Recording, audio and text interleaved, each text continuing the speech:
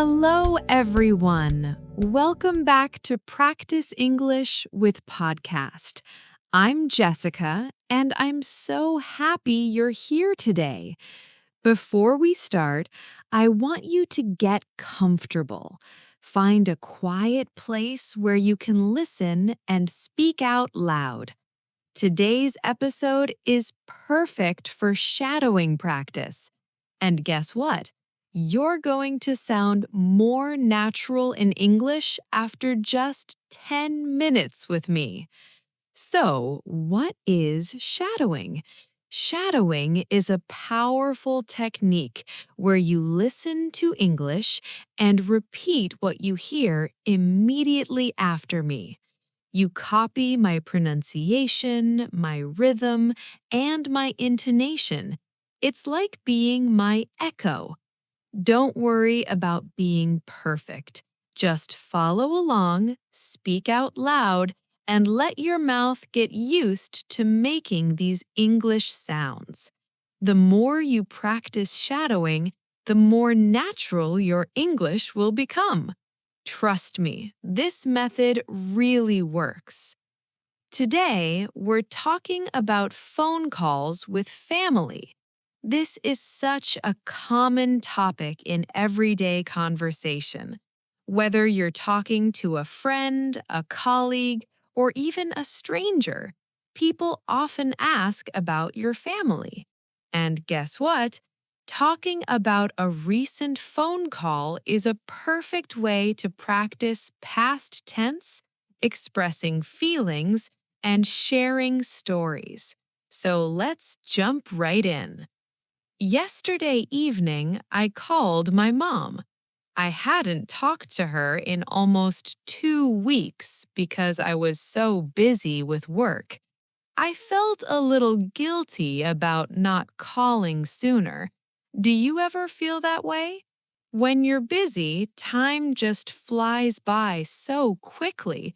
Before you know it, days turn into weeks.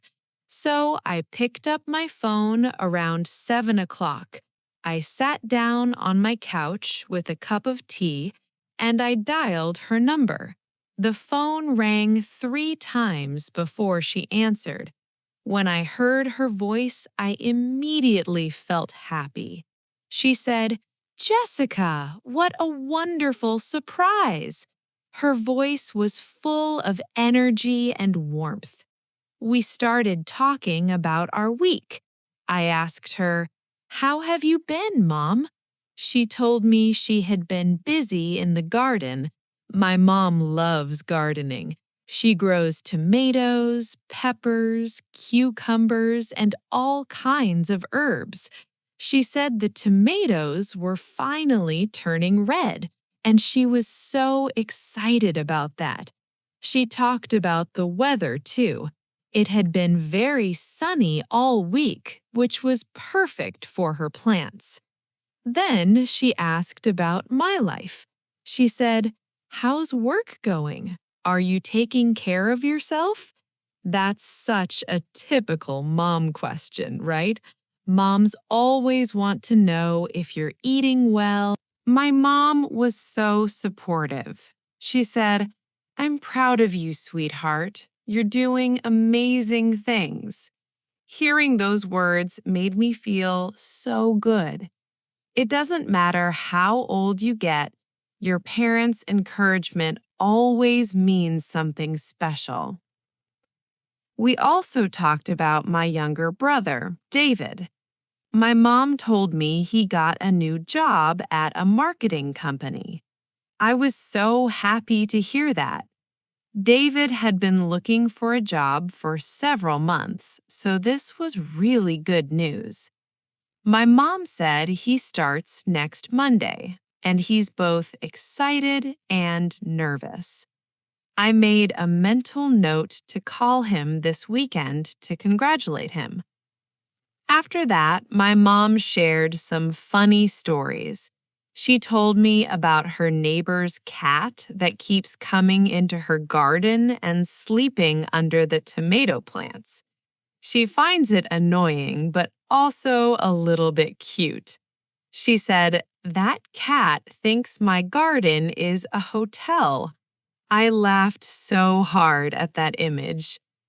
We talked for about 45 minutes. Time went by so fast.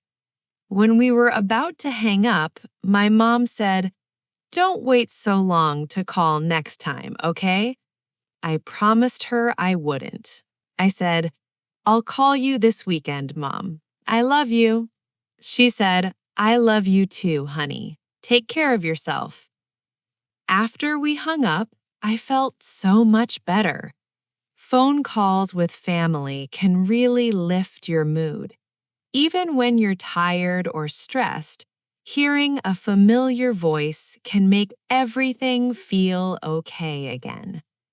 Now, let me break down some useful phrases from this story. These are phrases you can use when you talk about your own phone calls. First, I called my mom. This is simple past tense, very straightforward. You can replace mom with any family member: dad, sister, brother, grandma, grandpa. Next, I hadn't talked to her in almost 2 weeks. This is past perfect tense.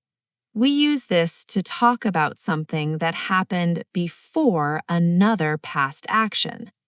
It shows that the 2 weeks of not talking came before the phone call yesterday. Another phrase, the phone rang 3 times before she answered. This describes what happened during the call. You can change the number. Maybe the phone rang once or 5 times, or maybe someone answered immediately. Here's a good one.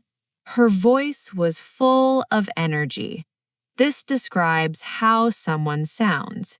You could also say her voice was tired, or his voice was excited, or her voice was calm. Let's practice a question. How have you been?